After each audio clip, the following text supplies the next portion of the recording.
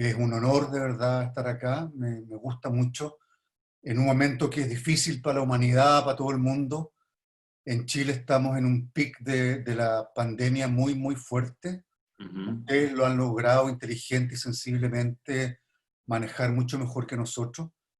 Pero en este momento es súper importante para mí estar conectado de alguna o muchas formas con el resto del mundo, con mis compatriotas, con mis colegas que lo están pasando muy mal acá en Chile, con el fin de todos los proyectos, todo lo que se está haciendo, el teatro, el cine. Así que agradecerte infinitamente la invitación. Muchas gracias. No, gracias a ti. Gracias a todos quienes se sumaron. Estábamos haciendo un raconto antes que entraras de que hay varias nacionalidades representadas. Hay, por supuesto, Ah, muchos uruguayos, hay varios chilenos, algunos de México, hay creo que hay desde España también. Así que a tengo todos, algunos colegas chilenos por ahí. hay algunos chilenos, como no. A todos bienvenidos. Hay estudiantes de actuación, hay actores, hay, por supuesto, estudiantes de cine, estudiantes de algunos de los diplomados que ofrecemos en la escuela, de guión, de fotografía, etcétera. Así que, nada, varios oficios también dentro del cine y la actuación representados. Alfredo, bueno, la idea de este encuentro es obviamente hablar de cine, hablar de actuación, hablar también de teatro, que es una parte muy importante de tu vida, y poder, sobre todo, propiciar un diálogo con quienes están participando de esta reunión y que te puedan preguntar, hacer preguntas sobre cómo es tu proceso de trabajo, lo que sea. Siempre, obviamente, hablando de tu profesión, ¿no? Eh, yo tengo tres o cuatro preguntas que siempre abren un poco la charla con nuestros invitados, y la pregunta obvia que siempre le hacemos, la primera que le hacemos a cada uno de los invitados es: ¿en qué momento profesional te encontró la pandemia, digamos, esta situación de emergencia sanitaria que nos afecta a todos? ¿En qué estabas profesionalmente en ese momento y de alguna manera qué truncó dentro de tu agenda?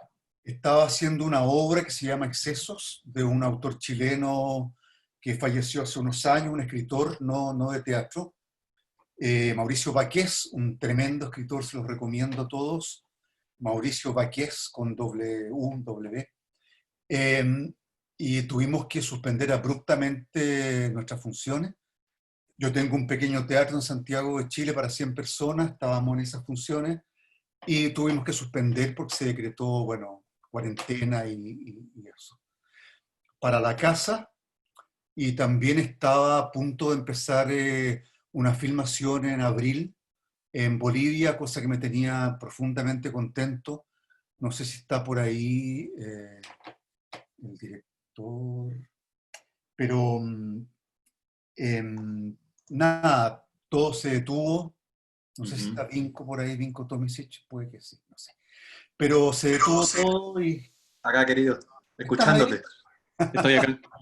Hola. Bueno, Bienvenido. cariño, cariño. Un abrazo. Un proyecto precioso en Bolivia de Vinko Tomisic, un director joven chileno. Me ha tocado trabajar en cine principalmente con directores hombres y mujeres con su primera obra o su segunda obra, cosa que a mí me hace muy, muy feliz, porque es gente que está menos contaminada, está más libre, más disponible. Es muy lindo trabajar con ellos, con ellas, con ellos. Ujú. Y ese proyecto se suspendió. Bolivia también entró en la pandemia y bueno, aquí estamos esperando que se retome el proyecto de nuevo. Bien. No bien, pero bueno. Y Alfredo, uniendo esto que está sucediendo y esta parálisis que se ha generado y que obviamente todavía no se ve muy claramente una salida, ¿no? Si bien hay algunos países que están más complicados que otros. Ustedes, además los chilenos, venían ya de un periodo, de hecho, complejo, ¿no? Como fue ese movimiento, esa revolución, esa alzada social que se produjo en el mes de octubre. Viendo en perspectiva desde hoy, y conociéndote además como un artista muy involucrado con su sociedad y con su tiempo histórico, ¿cómo ves eso que se generó desde hoy y con la afectación de esta pandemia que de alguna manera ha desviado un poco el foco de atención, o no? Ya nos dirás. No creo, fíjate, la pandemia, o sea, la insurrección esta civil está muy latente lo que está pasando ahora. Hay una acumulación de rabia tremenda de la ciudadanía porque a mi parecer este gobierno lo ha hecho muy, muy, muy, muy mal. Por lo tanto, empiezan situaciones tremendas como la gente que tiene hambre, ollas comunes. en las villas miserias, en las poblaciones. Y por lo tanto, esa llamada social, esa explosión social, sigue muy presente. Sin embargo, durante ella, que fue del 18 de octubre en adelante, los teatros funcionamos bastante bien.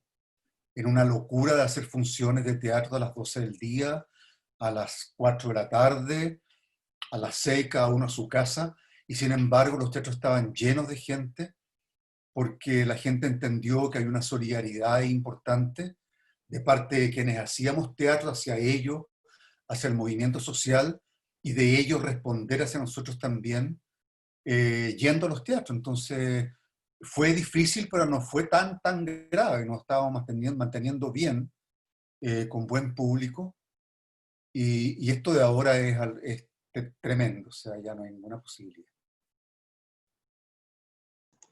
¿Cómo crees, capaz que es muy pronto todavía evaluarlo, pero cómo crees que sale, sobre todo el movimiento cultural, en general y en particular el de Chile, ¿no? de este periodo? ¿Cómo sale doblemente? ¿No? ¿Cómo sale parado? Es decir, ¿en qué situación lo va a encontrar? ¿Y cómo se sale en el sentido de alguna forma reconstruirse, replantearse? Sí, tantos meses de estar escondidos, encerrados. Leí por ahí un tuit o algo de alguien que decía, era muy lindo, decía, olvídese, si está muy angustiado, olvídese de crear una gran obra en este encierro, de hacer la película del siglo, la novela del siglo, la obra de teatro del siglo. Olvídese, dedíquese a usted, dedíquese a pensar, a escribir, a hacer lo que quiera. Pero me pasó un poco eso. Digo que hay mucha gente que está como filmando como loca, escribiendo sobre la pandemia, y yo ahí me puse una detención porque pienso que, como decía Brecht, digamos, toda la historia requiere de un tiempo, una instancia de reflexión, de crítica, de pensamiento crítico, para poder evaluar esa contingencia. Entonces yo no me quise, tuve la angustia de escribir, de filmar con el celular, en fin, hubo uno o dos directores jóvenes que querían filmar en la casa. Yo dije que no, porque no está la distancia histórica, no sabemos a dónde va a terminar esto. Esto está, para la humanidad está pensando. Ahora, a nivel personal, yo me siento en una tremenda reflexión. Yo creo que sí siento que yo he podido modificarme al respecto, de la humanidad, de mi trabajo también.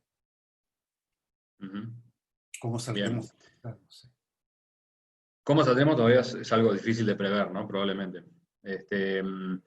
Alfredo, antes de hablar de cine, tú antes de empezar a trabajar como actor de cine tenías ya una extensa trayectoria en el teatro, ¿no?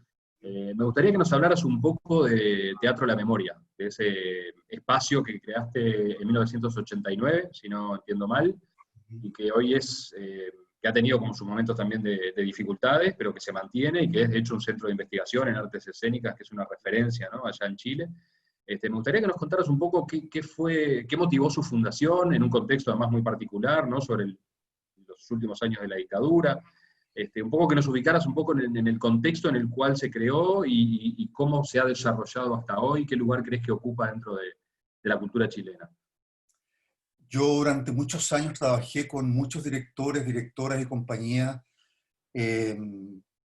digamos, independientes. Y muy bien, y tuve grandes, maravillosas experiencias. Y una vez un profesor, un maestro mío, Fernando González, que yo hacía clase en su escuela, ante una crítica, un comentario mío me dijo, ¿sabes qué más? Lo que tú tienes que hacer es hacer tu propia escuela. En vez de andar criticando a todo el mundo, abre tu propia escuela y haz lo que te parezca. Y pensando en eso, con Andrés Pérez, un gran amigo mío, un director de teatro muy importante chileno, siempre soñábamos con la idea de tener un lugar donde los actores que ya éramos formados y deformados por el medio, sea televisión, cine, teatro, que uno se va deformando también en el ejercicio de la profesión, pudiéramos reencantarnos con el oficio y volver a empezar un poco de cero, de no sé nada, me pongo a disposición de otro, de otra, a volver a escuchar, a mirar de nuevo como si fuera la primera vez.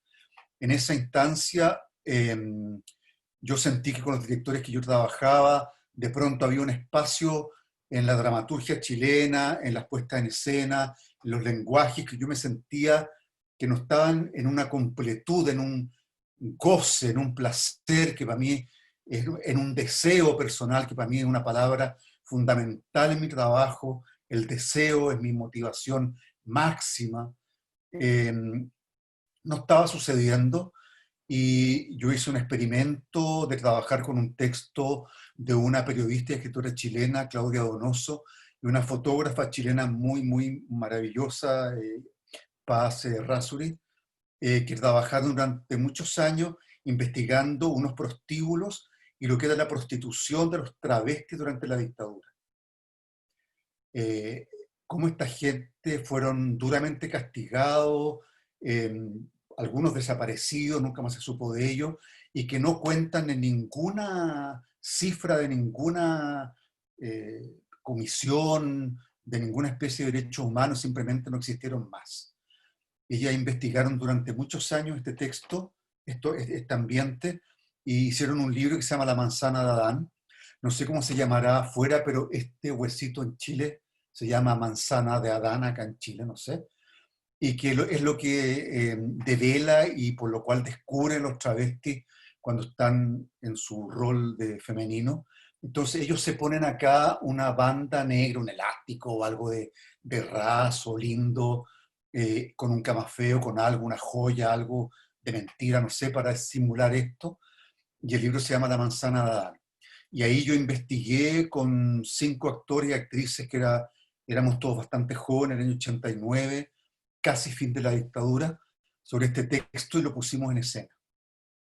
Fuimos a una casa que estaba abandonada en un barrio muy conocido de Santiago, nos la prestaron y empezamos a hacer funciones para 10 personas, para 20 personas, y empezó a quedar la locura porque había que inscribirse por teléfono, no teníamos permiso, estábamos en dictadura. Entonces las condiciones también eran súper tremendas. Chile es un país sísmico, ustedes lo saben. Ante un temblor o terremoto en ese lugar nos moríamos todos, no había ni una salida de escape, quedábamos atrapados por el público en el escenario, que era un living de una casa. Por lo tanto, todos los riesgos se corrieron. Esa obra empezó a circular, y yo de ahí dije, bueno, esto es el germen tal vez de fundar, crear un colectivo artístico, y lo hice y pensé cuál sería el nombre, qué es lo que mis compañeros en la universidad o lo que ha pasado en la vida en Chile con esa dictadura horrorosa, a qué nos llama, a qué nos motiva, a qué nos ha despertado como seres humanos, y es la necesidad del rescate de la memoria siempre. Y eso yo le puse Teatro de la Memoria, y ahí quedó, y ese nombre ha influido mucho en mi vida como actor, en mis trabajos, como actor en cualquier plataforma que sea, en cualquier circunstancia, lo que es la memoria. Y ahora se ha convertido en un pequeño teatro que está dedicado a recibir compañías también un poco más alternativas, y nuestro trabajo. Bien. Ya hablando de cine, un par de preguntas más de mi parte para habilitar la participación de los participantes. Tú has hecho, si no me equivoco, 6 películas con Pablo Larraín. De hecho, si no me equivoco, debutaste en cine como actor con él, ¿verdad? En Sí, La Fuga. sí. Me imagino que a esta altura ya trabajar con él es básicamente trabajar como con un hermano artístico. Por preguntarte, por un lado, ¿cómo lo conociste? ¿Cómo llega Pablo Larraín a tu vida? Que sin duda es un director que ha marcado tu filmografía. Y por otro lado, ¿cómo es, si es que hay, un método de trabajo con él? Que me imagino que puede que haya cambiado a lo largo de estas 6 películas, o quizá no. ¿Cómo es un poco el vínculo de ustedes a la hora de crear, de concebir los proyectos y después ya en la etapa de rodaje? Yo trabajé muchos años en televisión, en teleseries, telenovelas, hasta que en un momento yo me enfermé físicamente por el desagrado de trabajar en un medio que a mí no me empezó a gustar. Y yo hice 10 años de televisión muy buena en Chile. Teleseries muy emblemáticas, Claudio, que está, Rabanal, que está por acá, maravilloso actor chileno, no sé si hay alguien más de Chile. Trabajamos juntos en muchas teleseries maravillosas, pero llegó un punto en que eso se fue al carajo y se convirtió en un horror. Y yo físicamente tuve una reacción física de que me empecé a enfermar físicamente de angustia y abandoné eso, me fui a la nada. A la nada, no tenía ni un proyecto, no tenía dinero, no tenía nada. Sin embargo, me fui y un día en mi casa aparece perdón, me dejaron un guión, alguien no ha pagado esto, perdón. Me dejaron un guión de un tal Pablo Larraín, que lo leyera, y yo no sabía quién era él. Entonces leí el guión y era esta película Fuga, que me gustó, y nos juntamos y filmamos esa película. Yo ahí lo conocí a Pablo. No lo conocía antes, y filmamos esa película Fuga, que fue un desastre. Es loco porque la gente ahora que la ve de nuevo, en estos tiempos de pandemia, que la gente habla mucho por estas redes, mucha gente me ha hablado de esa película. Fue la primera que yo hice en mi vida. Yo no sabía cómo se hacía esto. Entonces, Pablo me enseñó a mí. Y recuerdo que yo sentí que él se empezó a dar cuenta a la mitad del rodaje que esa película no iba. Que estaba en un proyecto que no estaba funcionando, que era ambicioso, que era desmedido, pero había que terminarlo. Y a mí me correspondió hacer una parte de la película, que era un hospital psiquiátrico, donde yo hacía un enfermo psiquiátrico de clase alta, cuya familia lo había recluido en este psiquiátrico por no querer hacerse cargo de él, por vergüenza de esta clase alta chilena tan endógena y llena de vergüenza y pudores, y que era una figura muy especial. Y me tocó esos 10 minutos, 15 minutos de la película, y que yo los veo ahora y me da un poquito de vergüenza porque era una sobreactuación tremenda. Pero bueno, era el estilo, era la época, era lo que yo sabía hacer. Y esa película fue un desastre. Película que se estrenó en Chile.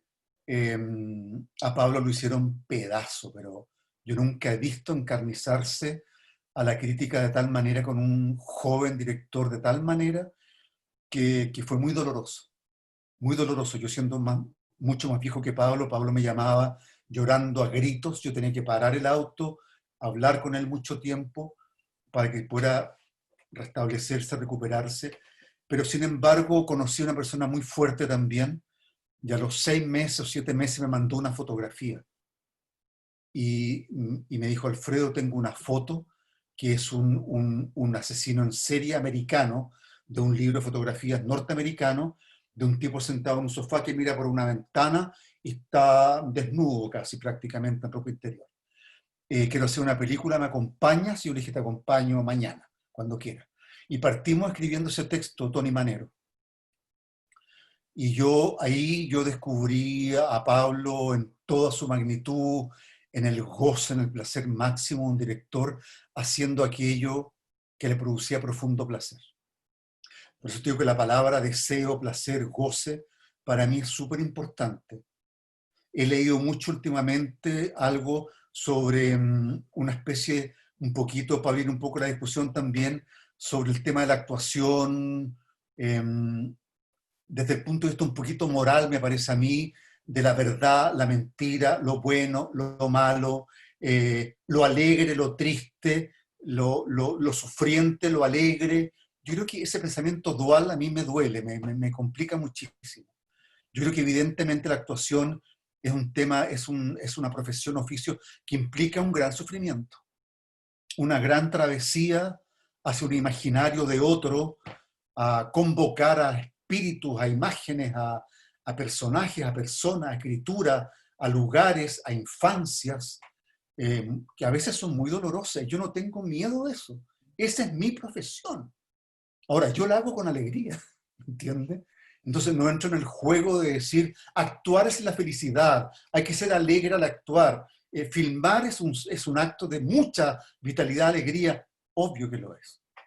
Obvio que lo es. Después de hacer un Chekhov, después de hacer un Beckett, un Hamlet, uno termina, si lo ha hecho bien, a medida de uno, digamos, bien entre comillas, ¿no?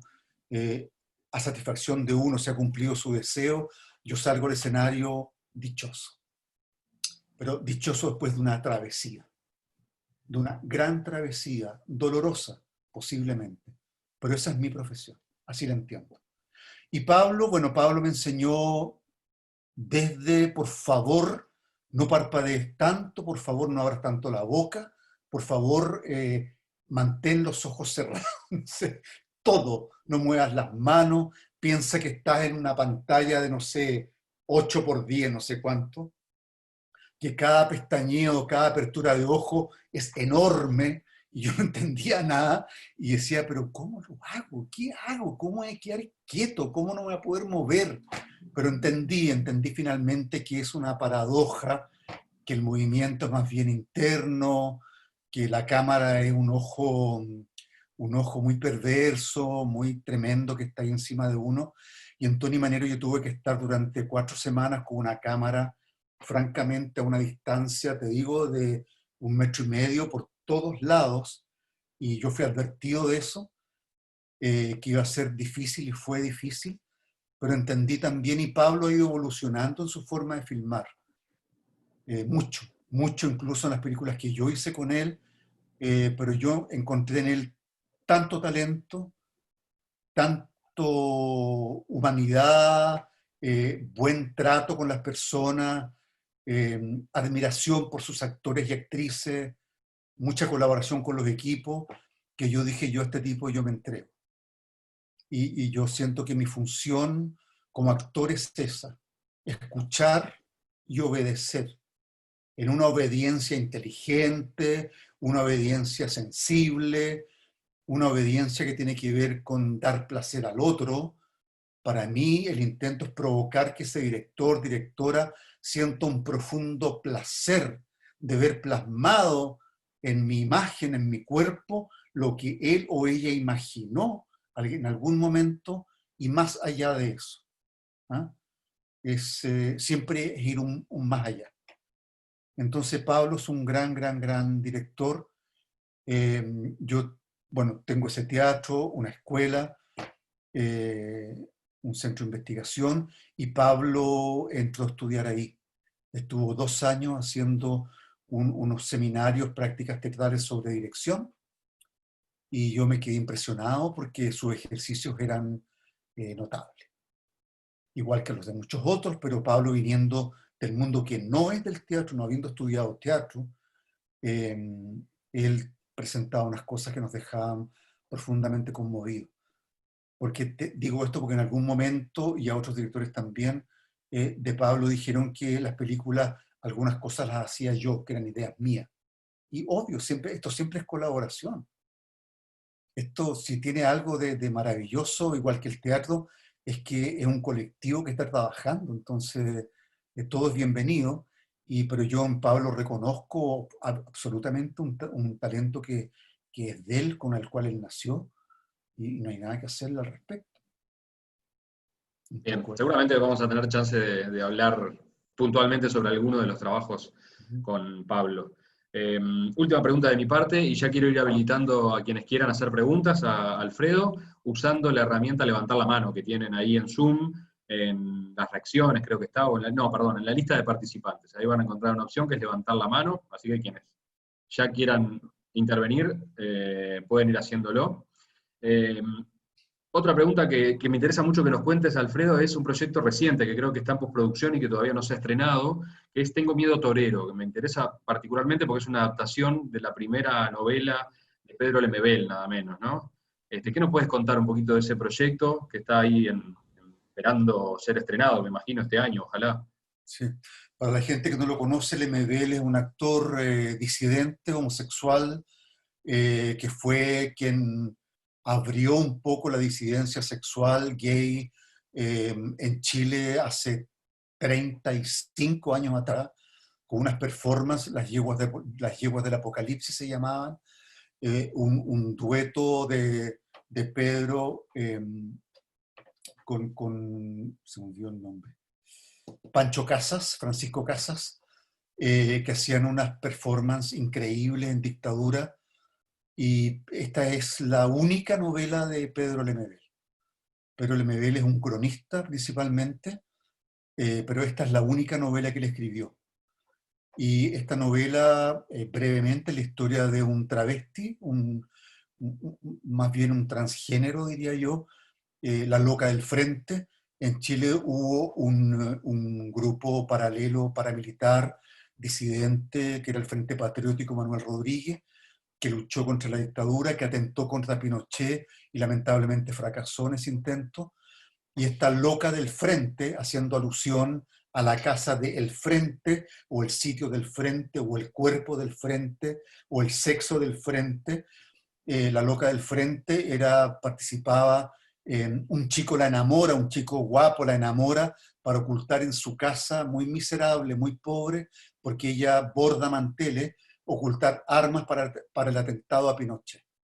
Eso es un poco la historia. La película está filmada, la película está guardada porque lo pilló justo este tema y fue trasladada para ver si en enero estamos en condiciones de presentarla. Ahí va. El director es Rodrigo Sepúlveda, ¿verdad? Sepúlveda, sí. Y Bien. Leonardo Ortiz Grise, mi compañero de actuación, y un gran elenco de actores y actrices. Sí. Bien, fantástico. Bueno, ya está habilitada la posibilidad de intervenir. No quiero, obviamente, acaparar la conversación. Seguiría preguntándole cosas toda la tarde a Alfredo, pero la idea es que sean ustedes, que seamos todos los que podamos dialogar con Alfredo, así que ya pueden levantar la mano, la herramienta levantar la mano. Si alguno no la encuentra, nos avisa por el chat. Vamos con la primera intervención. Le voy a pedir, sí, que se presenten quiénes son, de dónde son, ahora que tenemos una sesión internacional, y qué hacen, si son estudiantes, si son actores, si son realizadores o lo que sea. Adelante, Manuel. Hola Alfredo, buenas tardes. Yo soy Manuel, estoy estudiando en la carrera acá de la Escuela de Cine. Y te quería preguntar, ¿cómo te preparaste para el personaje de Tony Manero? Si trabajaste con improvisación, ¿cómo fue antes, después del rodaje, en qué medida? Y nada, ¿cómo fue ese proceso? Gracias por la pregunta, Manuel. Vamos a entrar ya a la parte dura, ¿no? Yo no me preparé nada, no me preparo nada. Mi preparación realmente es leer los guiones muchas veces. Y una vez de entrar al set, yo llego con mi guión y me pongo a disposición del equipo, del director, de la directora, pero para mí cada escena que yo hago es una película en sí misma. ¿Me comprende? Es una entidad en sí misma, completa, con principio, con medio, con fin, que va obviamente encajando en una maquinaria que yo voy construyendo con el equipo, pero no tengo preparación. Me ha tocado trabajar con actores y actrices para quienes el guión es una Biblia, y al lado del guión tienen otro guión que han preparado con todo tipo de indicaciones, de movimiento, de gestos, de comprensiones, de ideas, de subtextos, y me he visto en algún momento pidiendo por favor que lo hagamos de otra manera, porque para mí tanto pensamiento, tanta metodología, a mí me perturba, fíjate. Me pone, porque entiendo el cine y el teatro también, aunque es diferente, desde el lugar del lugar de la aparición, de lo súbito, de lo que aparece en escena, en cámara, es tal vez lo más importante, más allá del texto, más allá del pensamiento del director, más allá del actor. De repente suceden errores, suceden descubrimientos que es importante tomar y desarrollar y seguir. Entonces yo, la verdad, me preparé leyendo mucho el guión y comprendiendo el contexto y preguntándome algo que yo siempre me pregunto: en cada escena, en cada texto, en cada día que yo hago, es una pregunta antiquísima, desde los griegos para adelante, es ¿cómo sería esto en la realidad? ¿Cómo haría este tipo, cómo sucedería esta escena si realmente, pero realmente, sucediera ahora aquí? ¿Me entiendes? Entonces, yo esa pregunta me la hago antes de cada escena, cada filmación, y cuando yo veo venir hacia mí la idea, la noción de voy a hacer esto, voy a hacerlo así, voy a entonar así, voy a ir a, yo me detengo, suprimo ese pensamiento y me aplaco, me pongo en disposición que yo llamo como una disposición como de la escucha, la disposición del cadáver, que es estar en un estado cero. Cero de pura percepción, inclusión, escuchar, mirar, pero de verdad. De verdad. Entonces, también en el teatro, en una escena cuando hay una muy tremenda, una noticia, qué sé yo, la muerte de alguien, la desaparición de alguien, el amor de alguien, la ruptura con algo alegre, triste, mi pregunta siempre es abstenerme de actuar, en primer lugar, detener la actuación, irme a cero, no pensar en nada y ver cómo mi organismo, mi psiquis, escuchó aquello. Y esa es mi forma de poder responder a mi contraparte, al director, directora, o a mi actor, actriz, o a quien sea, desde un lugar cero. No sé si responde tu pregunta. Sí, muchas gracias. Gracias, Manuel. Hay otra pregunta, pero en este punto, ya que abordamos Tony Manero, me gustaría preguntarte, Alfredo, si en ese momento cuando filmaron Tony Manero, ya de alguna manera Pablo Larraín ya tenía pensada esta suerte de trilogía de la que se habla, que compone de alguna manera Tony Manero, Postmortem y No, que son tres películas continuas sobre la vida en la época de Pinochet. ¿Era así o fue algo que se fue generando después de Tony No, Manero? se fue armando después y yo discrepo absolutamente de esa trilogía. Yo creo que la trilogía es Tony Manero, Postmortem y El Club. Uh-huh. Yo creo que es una opinión súper personal y yo lo he hablado con Pablo y, en fin, da lo mismo, pero yo creo que las películas que tienen un contexto distinto, eso sí, pero que tienen una unidad que para mi interés es la temática que ellos tratan, los personajes que ellos tratan, eh, no para mí entra en otra categoría que es Pablo Larraín, Neruda, no Jackie, etcétera, ¿no? Uh-huh. Creo que hay un imaginario que recorre Pablo que tiene que ver con Chile, con las filmaciones en Chile, con un imaginario que funciona en él maravillosamente bien, en la cual yo no incluyo No, siendo una gran película. Pero creo que cae dentro de otro formato. Sí, claro, las une la dictadura, pero eso no es determinante en una producción. Yo creo que más determinante son las estructuras dramáticas, los personajes, los temas a tratar, y en el No, Pablo se adelanta 2 o 3 años a los casos de pedofilia en Chile y en todo nuestro continente y en el mundo. De manera impactante, Pablo se adelanta a esos horrores que fuimos víctimas. En el club, claro. En el club, Sin claro. duda, En el club. sin duda. Pero yo digo Bien, que vamos. es Manero, el club y Postmortem. Exacto. ¿Ah? Uh-huh. Vamos con Virginia, que tiene una pregunta. Adelante, Virginia.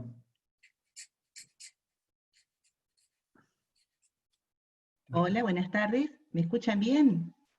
Perfecto. Ah, Virginia, hola. ¿Qué tal, Alfredo? Un honor.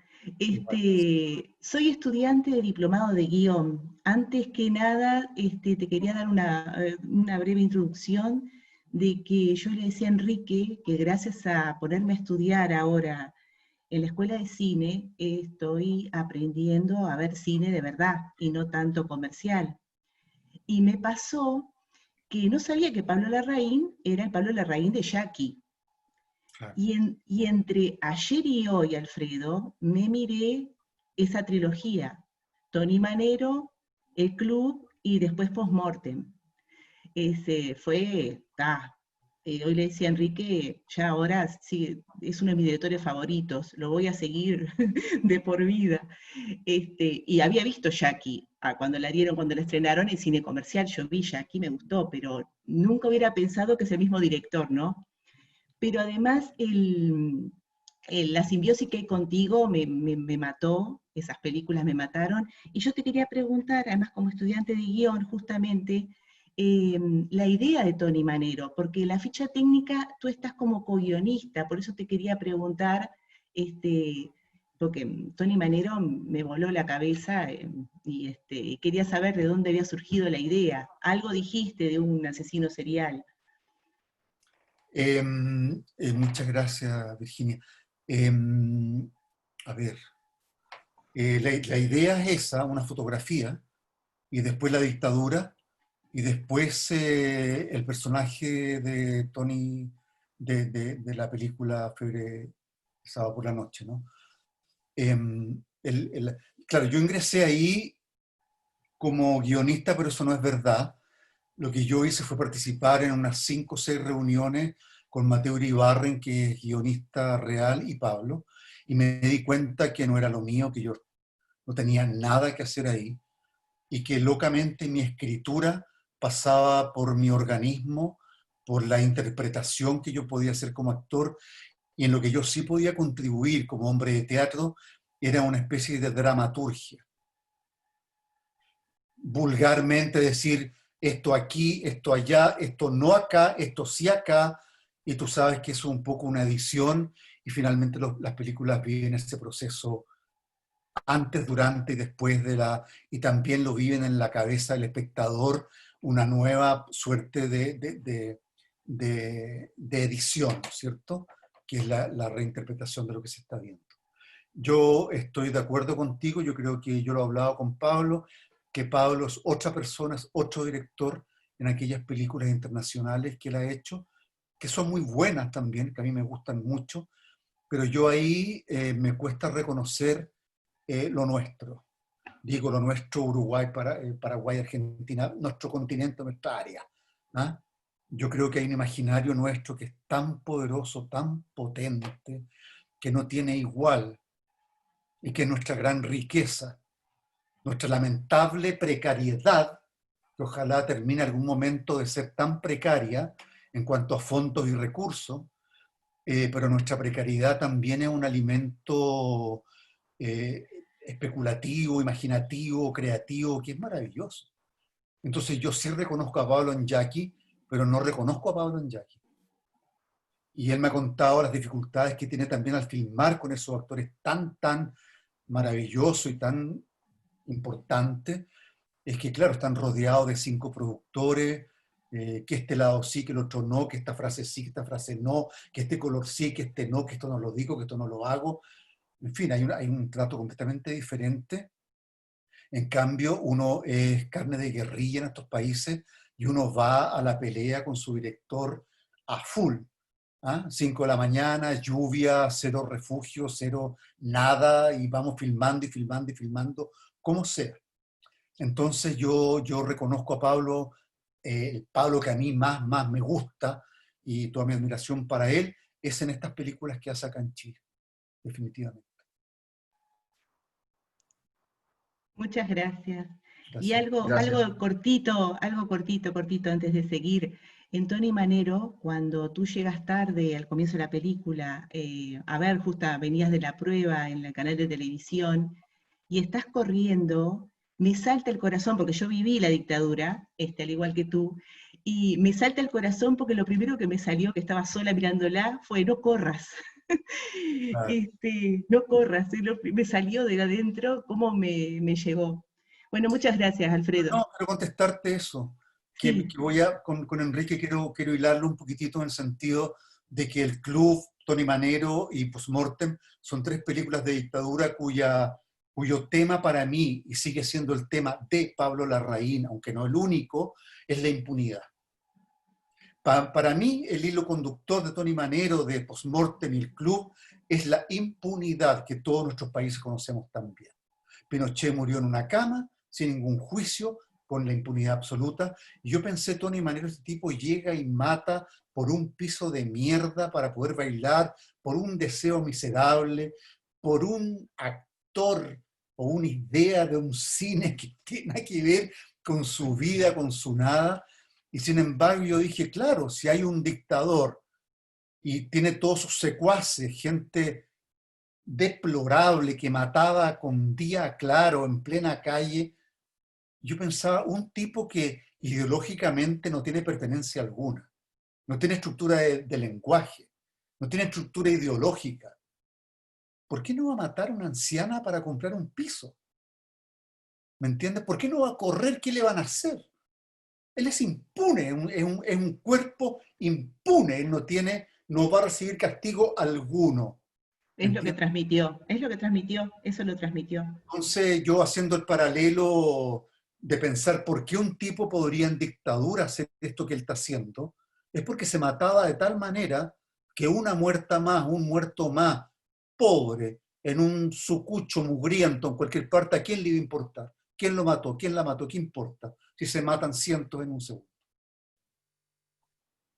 Igual que en Postmortem, ¿no? Exacto.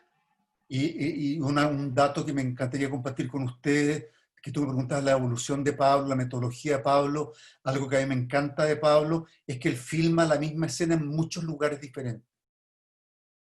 Que cuando filmamos con Gael, casi se volvió loco, estaba muy desencajado, me decía, pero este tipo, ¿qué hace? ¿Por qué? Esta escena aquí es en el auto, ahora la vamos a hacer en un baño, que no entiendo nada.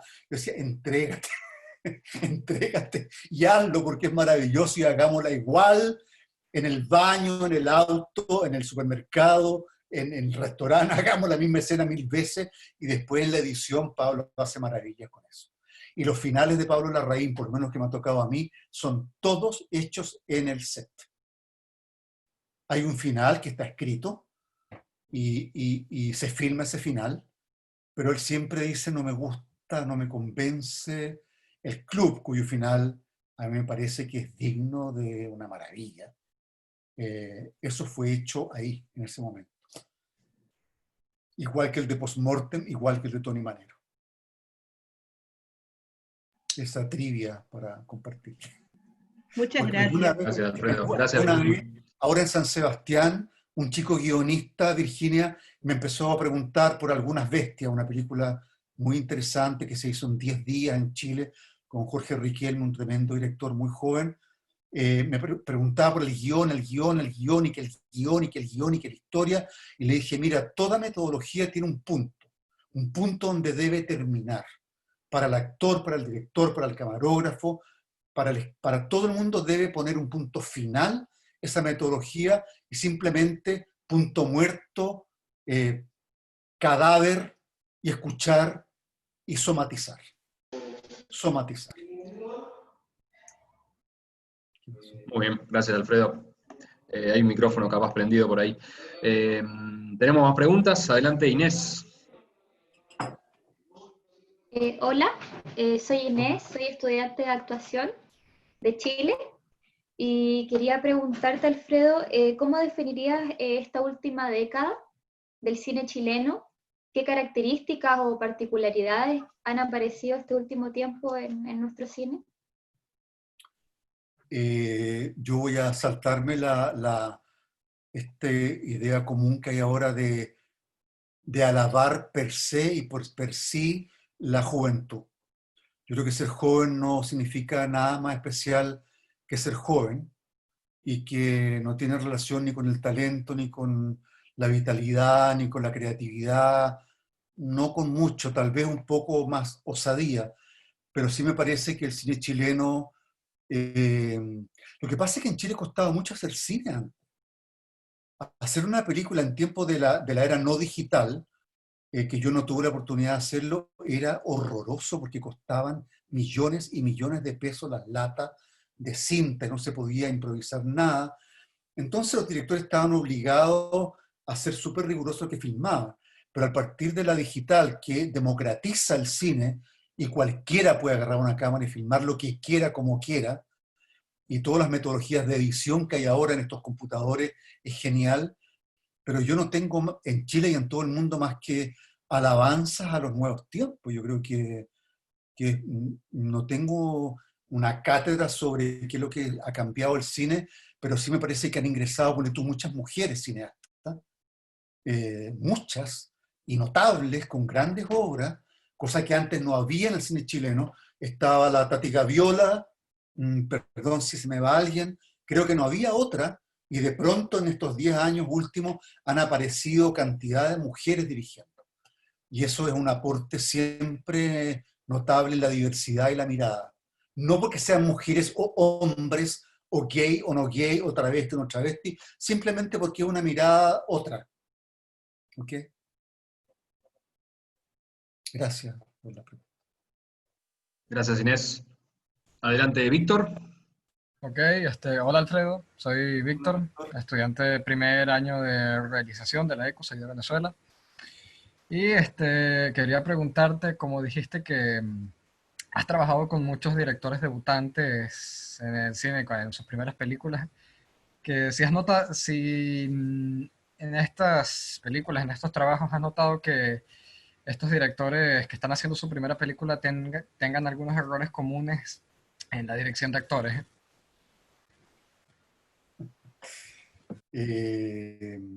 ¿Estás ahora en Venezuela? No, estoy acá en Montevideo. Ok. Pero eres venezolano, ¿no? Sí, sí. Bueno, es fascinante los directores, un mundo impactante de diversidad, porque, a ver, voy a ampliar un poco, si me lo permiten.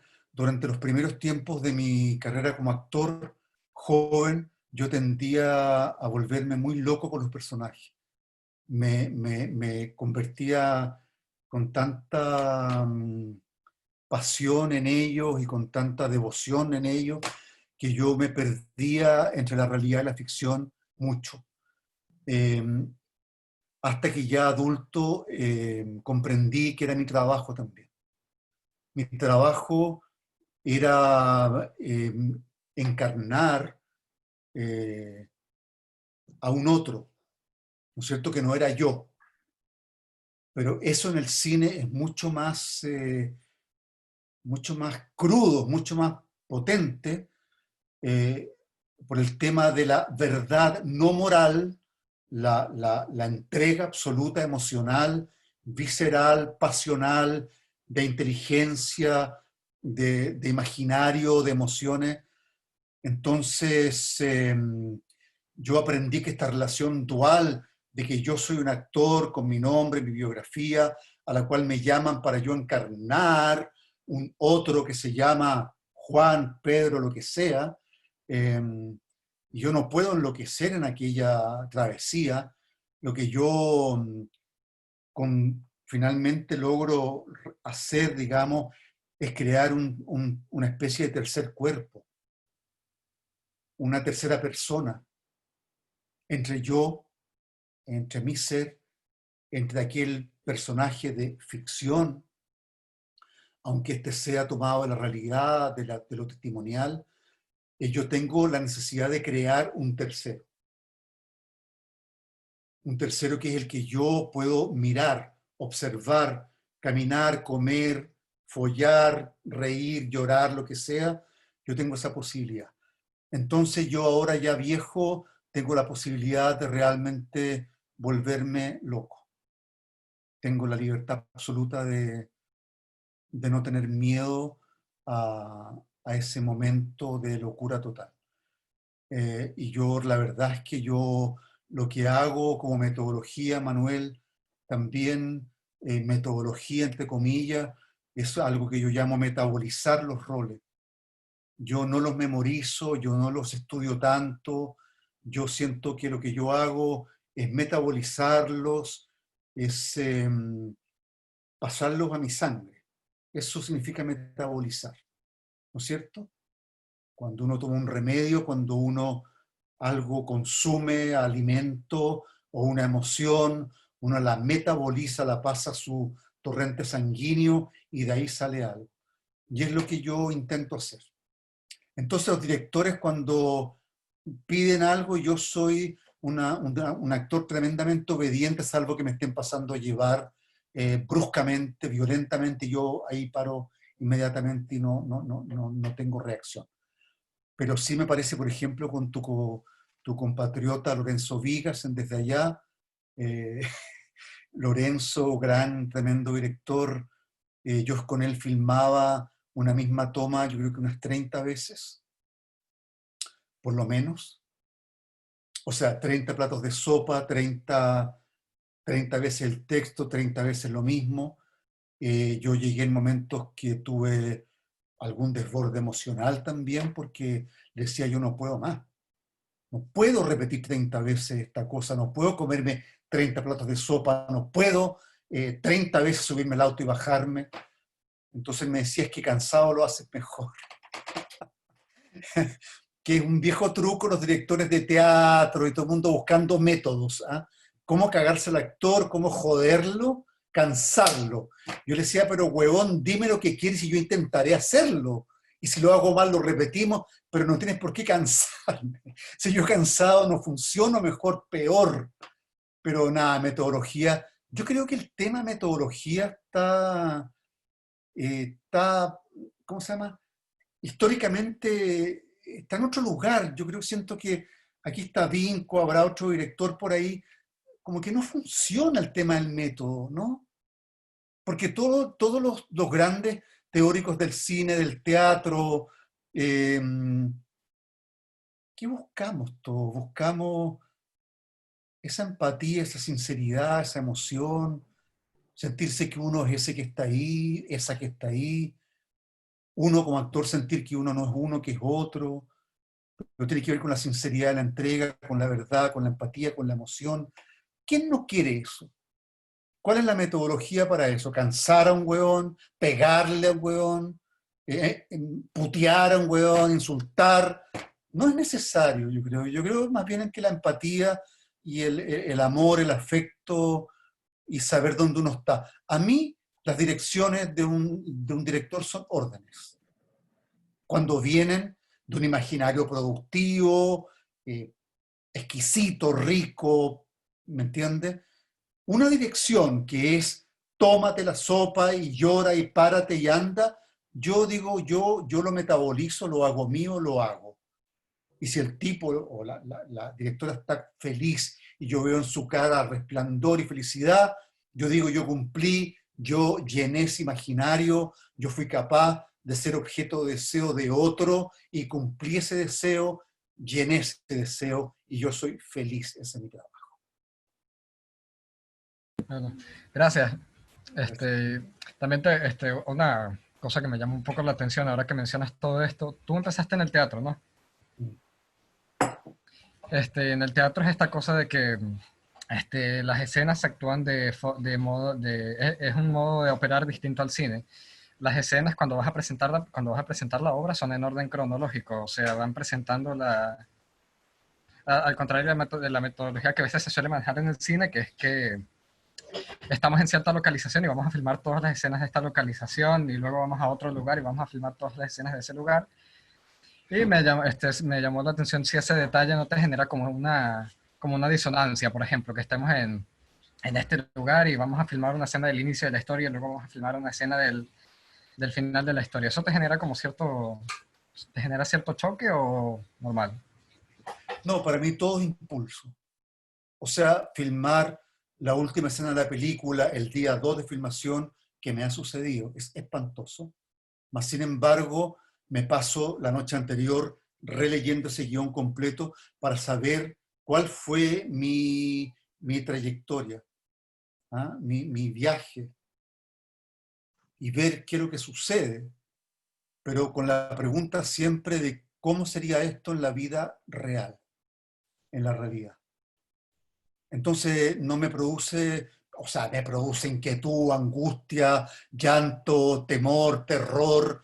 No soy yo creo que todos los actores estamos en esa tecla, digamos, de que siempre nos produce mucho terror, mucha inquietud, mucha angustia y después mucho placer y mucha alegría también, pero la travesía es dolorosa, pero mi pregunta es de dónde vengo, qué he hecho, qué ha pasado en mí, qué es lo que yo he somatizado profundamente en toda esta trayectoria, pero no, es una costumbre, hay que tener un cierto oficio también, se aprende, todo se aprende.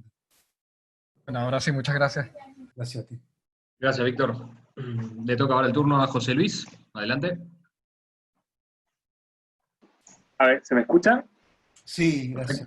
Ok. Un saludo, Alfredo. Soy José Luis, soy estudiante de comunicación audiovisual. Hablo aquí desde Madrid. Estamos aquí oscuros, de noche. Y bueno, aprovechando que estaba hablando desde allá, pues, y viendo que soy venezolano, te imaginarás que no voy a hablar desde allá.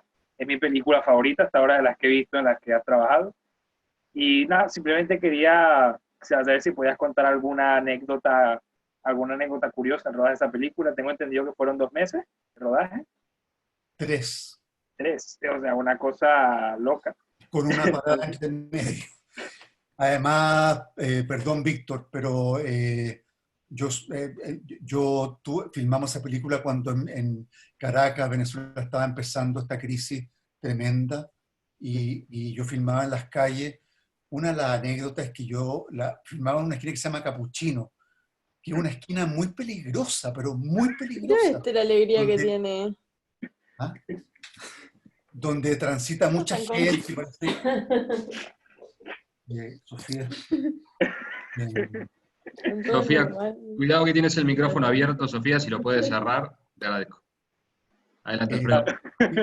Filmábamos en Capuchino, esta esquina, como no sé, a los 4 días de filmación, conociendo el equipo y todo, y me decía Lorenzo, vas abajo a la esquina y subes caminando y estás buscando al chico, ¿ok? Y yo iba y veo que atrás mío iba un tipo enorme y caminaba conmigo y yo me detenía y se detenía conmigo y yo subía y subía conmigo y dije, este hueón me va a matar. Este hueón me va a saltar y me va a matar. Y yo le digo, Lorenzo, ¿qué hago? ¿Por qué me tienen acá? No, me dijo, si él es de seguridad. Te está cuidando. Entonces, yo no entendía y efectivamente andaba con su pistolón acá y era de seguridad porque era una esquina muy, muy peligrosa. Yo entendí. Y también una escena que me sirvió a mí mucho, la comparto con usted, especialmente con Vinco, el director chileno que vive en Bolivia, que voy a actuar con él, que me tocó actuar con el chico desde allá, que no es actor. Y me va a tocar actuar con Vinco en la película en Bolivia, con un chico que ilustra calzado en la calle y que tampoco es actor. Y que lo conocí hace unos meses atrás y que es un chico maravilloso. Y el chico Luis, venezolano, es un actorazo. Un tremendo, tremendo actor que no siguió actuando, pero que yo lo miraba en cámara y decía, hijo de puta, o sea, basta que la cámara se ponga y ya lo tiene todo y lo da todo y, en fin, un exquisito muchacho. Y teníamos una escena de sexo. Pero el chico, ahí hay una metodología, por ejemplo, que él no conocía el guión. A él le iban entregando las escenas día a día y le iban contando lo que íbamos a hacer durante el día. Entonces él siempre me decía, tenemos una escena difícil, ¿no? Sí, decía yo, viene una escena súper complicada, pero hay que prepararse y todo bien, tranquilo. Y llegó la escena, y ya está la trivia total. Y el director me pregunta, ¿quieres que hagamos una prótesis de tu sexo, en fin, por la escena? Y yo no sé qué intuición me bajó, conociendo un poco más al chico, que le dije, ¿sabes qué? Sí, yo no tengo esos pudores, entiendo el respeto con él o la compañera, nunca he tenido problemas de escenas de sexo, en fin, no me parecen tan importantes tampoco, Pero algo noté yo en el chico y llegó la escena y nos toca hacer la escena y el chico se molestó. Se molestó a tal nivel que hubo que parar la escena porque, yo no sé, él no era gay y se sintió violentado. Y yo trataba de explicarle y decirle, no eres tú ni soy yo. Somos otras personas, estamos jugando, no hay ni un rollo, tengo una prótesis, no te estoy tocando. Y no, el chico no fue capaz. Pudimos volver después de como 3 horas al set y filmar la escena no como Lorenzo la quería, lamentablemente. Pero, en fin, la escena salió, el chico que hacía maquillaje se ofreció para hacerla a él, me dijo, era gay, me dijo, no tengo ni un rollo. Yo le dije, yo tampoco, hagámosla, que da lo mismo, ¿a quién le importa? Pero el chico fíjate que la historia, nada, después tenía razón, para que entendamos un poco la idiosincrasia de nuestros países. Él no tenía problemas con ser gay o no ser gay. Él tenía problemas sociales. De que cuando sus amigos vieran la película, pensaran que él era gay. Él vivía en una favela. A él lo traían a filmar a Caracas durante la semana a un hotel para asegurarse que el chico llegara a filmar. ¿Me comprende? Entonces no era gratuito que él tuviera terror de esa escena. Yo lo entendí después. De hecho, él tuvo que salir de Venezuela hace 3 años y está viviendo en Estados Unidos, creo. Pero el problema de él no era con la discriminación de gay o no gay, sino que con la mirada de sus colegas, amigos, su patota sobre la homosexualidad. Como al final le pasa en la película. ¿Mm? Como al final le pasa en la película al personaje. Claro, exactamente. Entonces, mira qué loco, ¿ah? José Luis, pensando eso, si yo hubiera dirigido la película, que capaz que lo haga, hubiera tomado ese final, hubiera tomado esa reacción del chico, fíjate, de no cediendo y en un ataque de ira muy violento que él tuvo. Muy, nos dejó a todos muy impresionados. O sea, pero yo había leído que efectivamente se le daban los guiones, el guión del día cada día. Pero sobre esa escena, no sé, yo cuando lo leí eso, oye, pero esta película tiene una escena que tienes que estar de acuerdo desde el principio, porque es muy fácil que digan, no, mira, yo me niego. Entonces, yo creo que él sabía. Yo creo que él sabía de qué iba la película, de qué trataba, y no tuvo nunca problema ni con los besos. ¿Te acuerdas que hay una escena en una fiesta en que va al baño y él me besa, y en fin? Era linda esa escena porque ahí obviamente cuando él va y me besa, yo creo que yo como actor hace unos años hubiera aceptado el beso. ¿Me entiendes? Porque tú podías decidir si lo querías aceptar o no. Eso claro, pero con Lorenzo como actor, yo me acuerdo que lo hablamos y le propuse, sabes que me parece interesante golpearlo porque es muy violento, es público. Mi impulso, mi organicidad es golpearlo, no aceptarlo, ¿me entiendes? Porque estamos en un juego que puede enriquecer más aún la profundidad de la película que ceder fácilmente a lo que haría cualquier actor, cualquier hombre gay, que es esperar el beso de un chico atractivo, Entonces, esa abstención de no actuar lo obvio, lo lógico, lo que viene, lo lógico, imagínate, lo lógico, y decir, no voy a tomar ese camino, no lo voy a tomar por ningún motivo. Pues yo creo que sí, que yo creo que él sabía porque no puso nunca ningún problema con ninguna otra escena, pues yo creo que se vio un poco violentado en esa escena. Y Alfredo, teniendo esto en cuenta y la inexperiencia del chico, aprovecho para preguntarte, ¿hubo ensayos con él o la metodología fue en ese caso largarse a rodar? No, yo nunca he ensayado con ningún director, con ninguna y ninguno. Que escuche Vinco, por favor. Pero no me parece, fíjate. No, o sea, yo lo aprendí porque Pablo no ensaya, nunca ensayó, leíamos la escena antes, la conversábamos, un poco la movíamos en el espacio, él miraba la cámara, pero ensayar con emociones, con gritos, con abrazos, con besos, con cama, yo nunca he ensayado, nunca. Y una vez una actriz maravillosa, terminamos una lectura en la casa del director, me dijo, pero ¿por qué no nos movemos un poco y nos tocamos un poco? Le dije, toquemos otra parte, le dije yo, pero no, acá no, porque yo no sé lo que va a pasar en la escena. Yo no sé si nos vamos a tocar, ¿me entiendes? Nadie sabe, ni el director sabe de pronto en qué va a suceder. Yo creo que ese salto al vacío, ese paso al acto que uno hace como actor, ¿no?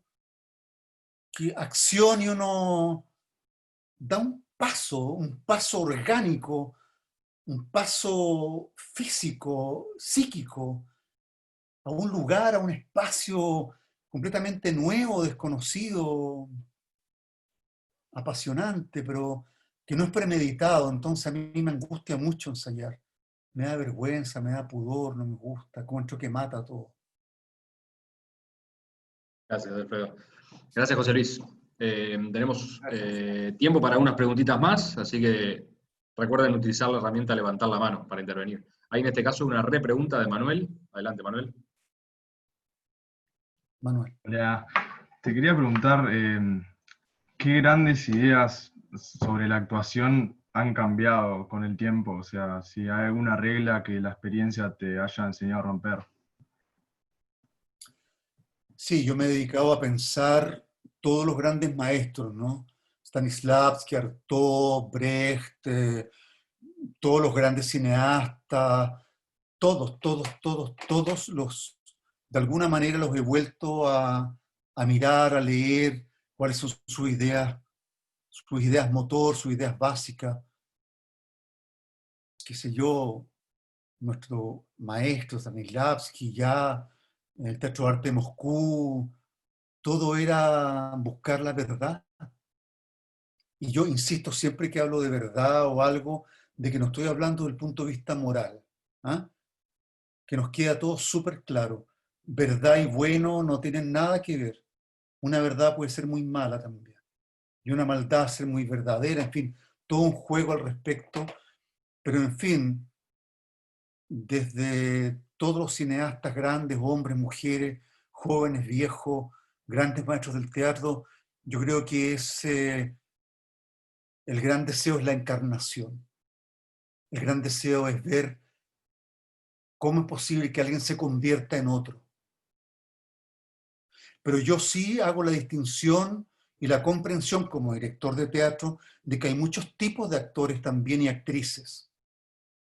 Hay actores que se modifican completamente, se cambian físicamente. Hay actores que no mutan nada, actrices que son siempre las mismas. Hay actores que, bueno, los maquillan 5 o 6 horas para que sean otros, depende de la película, pero son ellos finalmente detrás de las máscaras. Entonces, para mí hay algo muy emocionante ahí, que es la necesidad de encarnar, de volver carne, de volver corporalidad, volver orgánico, ser un ser orgánico en la pantalla, en el teatro, y que quien te está viendo sienta que él o ella también es ese otro. Entonces, esa es la trayectoria que a mí me apasiona y que entiendo que todas esas ideas artodianas, brechtianas, Stanislavski, de los grandes directores de cine, todas confluyen en una sola cosa, que es esa. ¿Cómo es posible que yo pueda creer que ese ser que está ahí arriba es Hamlet? Y hay algo, una cosa muy hermosa de un libro que leí una vez, que yo siempre lo uso con mis estudiantes, y lo uso para mí también, que es lindo decir cuando los actores dicen, yo le presto mi cuerpo a Hamlet. ¿Ah? Yo le presto, que hay actores así, me parece válido, que piensen que Hamlet es un ente psíquico y que puede tomar cuerpo en un actor. Maravilloso me parece creer eso. Pero la pregunta que se hacía este autor era, ¿y Hamlet? ¿Hamlet le va a prestar su cuerpo a ese actor? Esa es mi pregunta ahora. Tony Manero, ¿esa ficción me va a prestar su cuerpo a mí? ¿Cómo tengo yo que enamorar definitivamente a esa ficción, sea quien sea y lo que sea, para que me preste su cuerpo? No sé si me comprenden, pero yo también tengo relaciones bastante íntimas y más allá de la vida, digamos, con los roles, no metafísica, ni hago espiritismo, pero sí hago invocaciones a esos cuerpos para que me sean dados.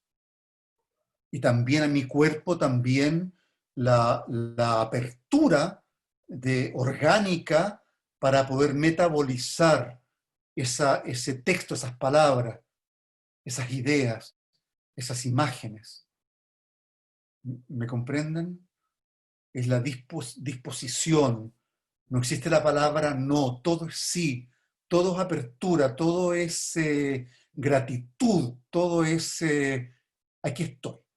O sea, veamos qué sucede, pasemos al acto ahora ya. Gracias, Alfredo. Gracias, Manuel.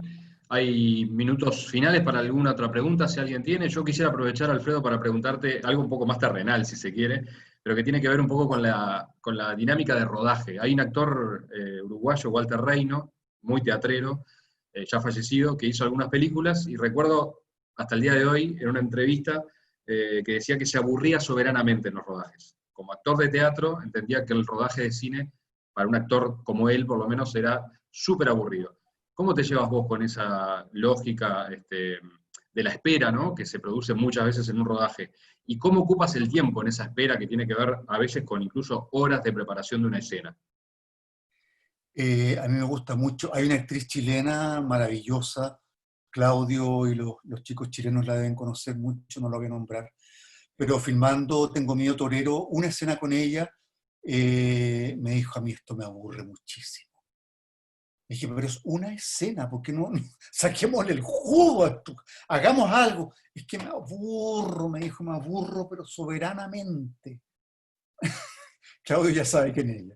Pero yo no, a mí me encanta. A mí me fascina, debo ser, no sé, da lo mismo. Pero a mí me encanta donde yo toqué fondo en la televisión. Toqué fondo por una cuestión humana, una vez que un productor o productora dijo a varios actores que nos pagaban por esperar. Yo le dije, perdón, pero ese no es mi trabajo. Yo no he estado en estos 20, 30 años, ni estudié 3 años para que me pagues por esperar. Me parece una falta de respeto. Mas, sin embargo, en el cine, esa larga espera, o en los ensayos del teatro en que uno ve a otros y a otras, yo cuando filmo no tengo momento libre en mi mente, en mi cabeza. Yo estoy siendo 24 horas y estoy ahí, no enloquecido, ¿eh?, pero sí en la estructura de pensamiento de lo que estoy filmando. Entonces pienso 1000 veces cómo es mejor que lo haga, cómo no hacerlo, qué es lo que teatralmente yo digo, no, chao, esa idea para la casa.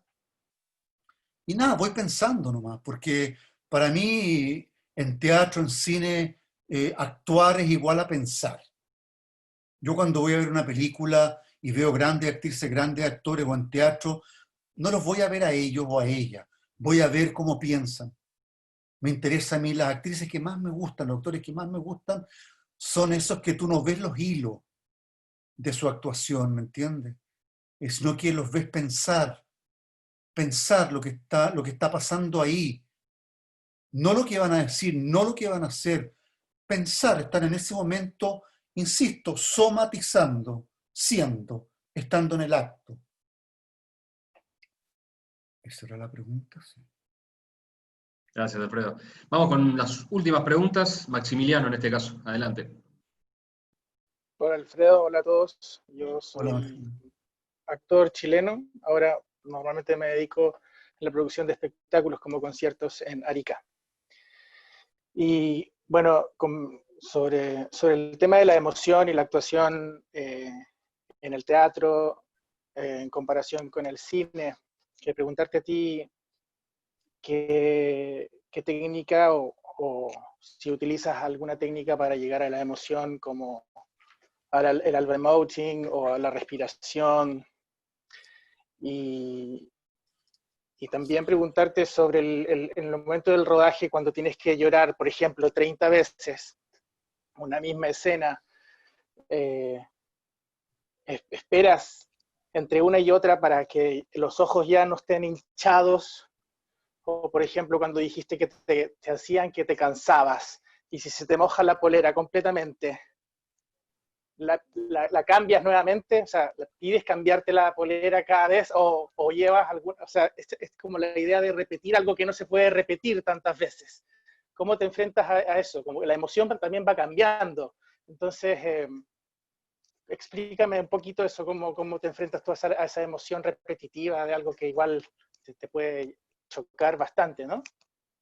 Yo fui formado en una escuela muy ética. Yo soy un actor que nunca pide nada, no pido nada. Yo sé que ese es mi trabajo y tengo que hacerlo y para eso estoy ahí. Lo que sí me pasa en casos puntuales es, por ejemplo, una escena que es muy, muy emocionante y que yo me siento emocionalmente muy vulnerable. Yo pido hacerla a la primera, en lo posible. Entonces, que todas las condiciones la movamos 1.000.000 de veces, el foco, la luz, todo para poder hacerla de una vez. A veces resulta, generalmente no resulta. Yo voy por la segunda, voy por la tercera, voy por la cuarta, y yo creo que a veces a la quinta, a la sexta, a la segunda a veces no funciona, porque uno es un ser humano. Entonces yo ahí no tengo ni un pudor y simplemente pido que no me toquen y que me presten estas cositas que se echan en el ojo, porque implica que, claro, es que no puedo hacer perder el tiempo a 50 personas porque no me salen las lágrimas. ¿Y a quién le importan las lágrimas?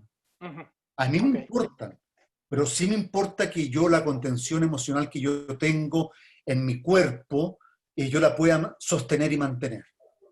No me importa la visibilidad de las lágrimas, eso se echan gotas, lo que importa lo mismo. Pero sí el estado, lo único que yo pido lo único que yo pido es en esa escena. ¿Me entiendes? Que la hagamos con todo el equipo bien puesto. Que la saquen de una. ¿Mm?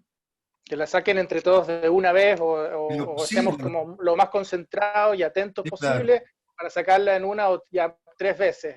Claro, y también entre medio, cuando no sale y hay que cambiar un foco, una luz, los técnicos, los gritos, la comida, el trago, la bebida, yo digo, por favor, no. O sea, hasta que no la hagamos, no cuesta nada, es media hora sin comer, media hora sin tomar, sin celular, sin hablar, por favor. ¿Me entiendes? Con mucho respeto, yo pido, por favor, esta media hora dediquémosla a que esto salga por el bien de todos. Porque, y perdón, y para la emoción, para llegar a la emoción, respiras de una manera distinta, te acuerdas de algo, no. ¿Cómo te enfrentas a la emoción? ¿Cómo solo te entregas y surge de manera espontánea?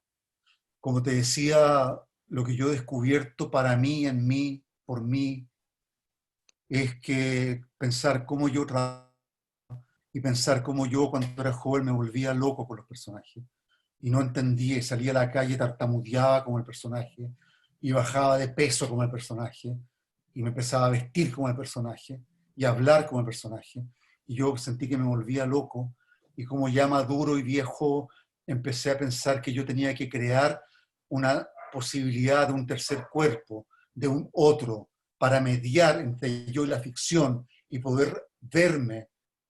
Porque el primer paso, lo más ominoso que puede haber, es cuando uno se ve a uno mismo.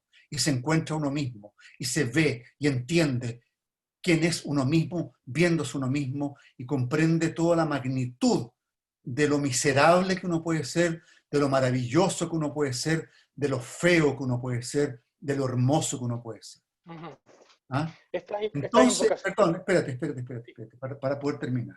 Por lo tanto, lo que yo no recurro a nada, yo paso al acto metabolizado en mi organismo de que me toca hacer la escena en que me advierten que mi madre ha muerto. Si mi madre no ha muerto, yo tengo una escena que puede ser que yo la haya vivido, que yo la haya soñado o que yo la haya deseado. Cualquiera de las tres, cuando alguien le dice, tu madre acaba de morir, si un actor o una actriz no es capaz de sentir alguna emoción, no lágrimas, digo emoción, es porque tiene que dedicarse a otra cosa, francamente. ¿Me comprende? Por lo tanto, ¿a qué recurro yo? A que aquella escena que yo soñé, deseé o viví, y si la viví, no fue como en el teatro. Cuando a mí me dijeron que mi madre había muerto, yo ni grité, ni rompí puerta, ni pateé camas, ni me saqué la ropa, ni me reí, no hice ni una teatralidad. Yo tal vez me quedé en un profundo silencio. ¿Me comprende? Tal vez lloré y yo recurro a eso, al paso al acto. Yo guardo silencio, me abstengo de actuar y veo que mi organismo reacciona. Un organismo sensible frente a cualquier inminente tragedia o alegría tiene una forma de reaccionar. Y yo espero que esa reacción suceda. Pero yo no recurro a ninguna metodología, no lo hago. No lo hago. Muchas Gracias, gracias. Alfredo. Gracias, Maximiliano. Vamos con la última pregunta, que es de Luca. Adelante. ¿Estás por allí, Luca? Se fue. ¿Se me escucha? Se te escucha y se te ve. Adelante. Alfredo, ¿qué tal?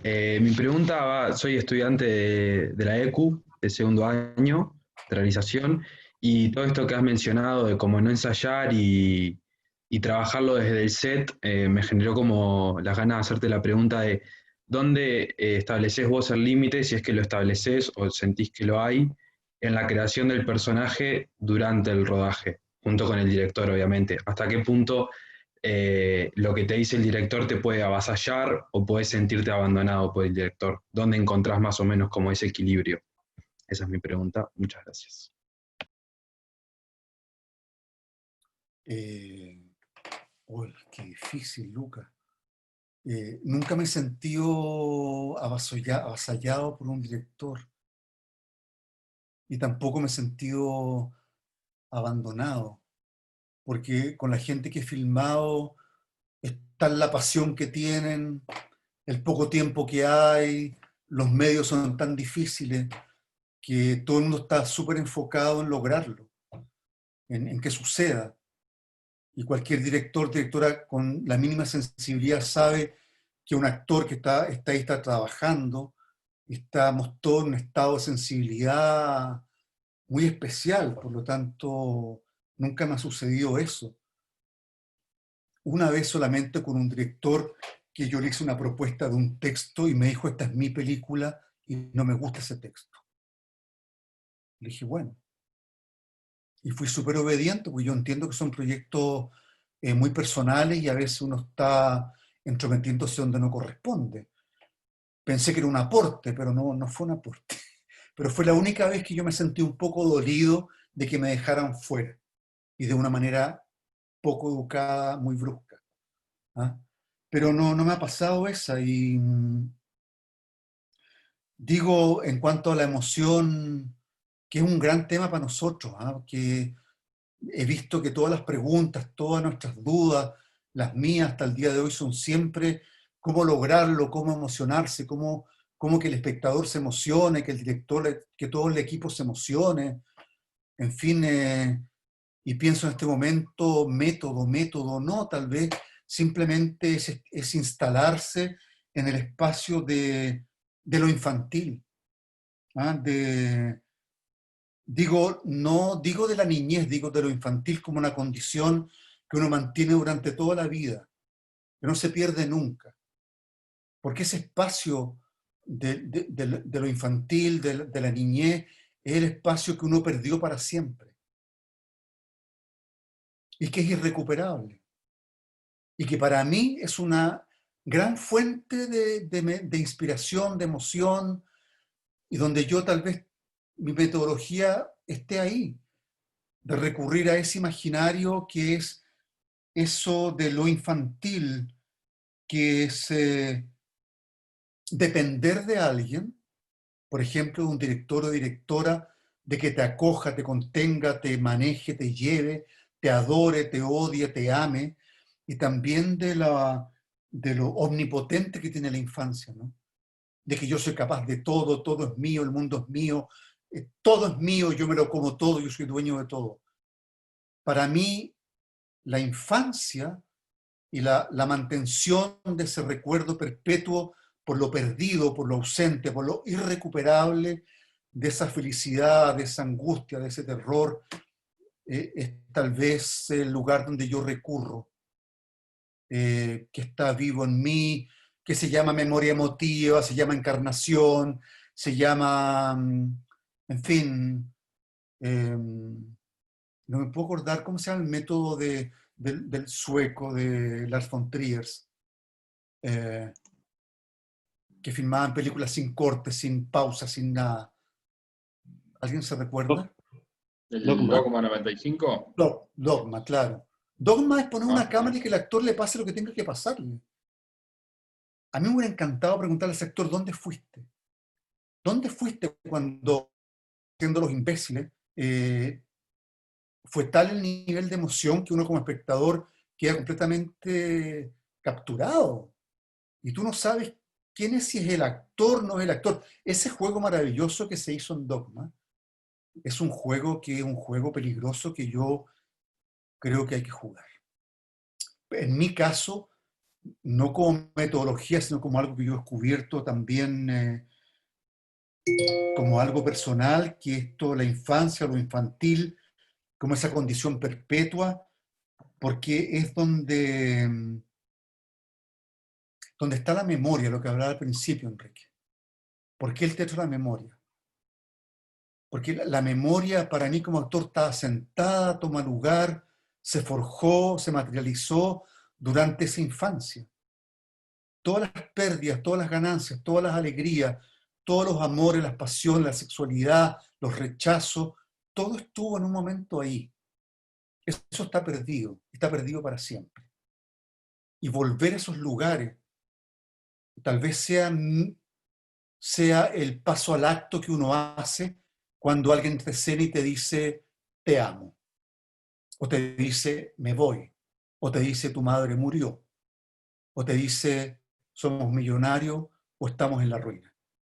¿Me comprende? Donde yo recurro, donde yo voy, es a ese momento, donde lo que fue y lo que es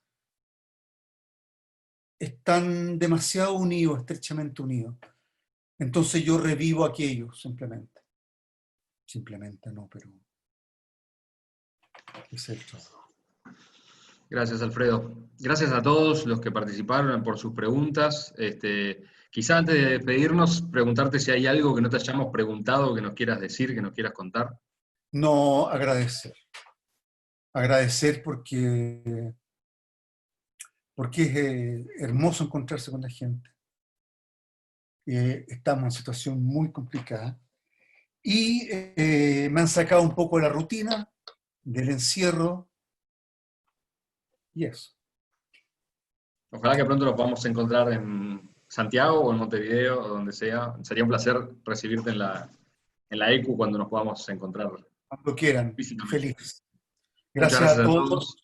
Un Disculpen. aplauso virtual de Muchas todos gracias. desde nuestros Muchas lugares. Gracias, Alfredo. Un saludo a todos. Cuídense mucho. Chao, muchas gracias. Muchas gracias. Chao. Chao, gracias.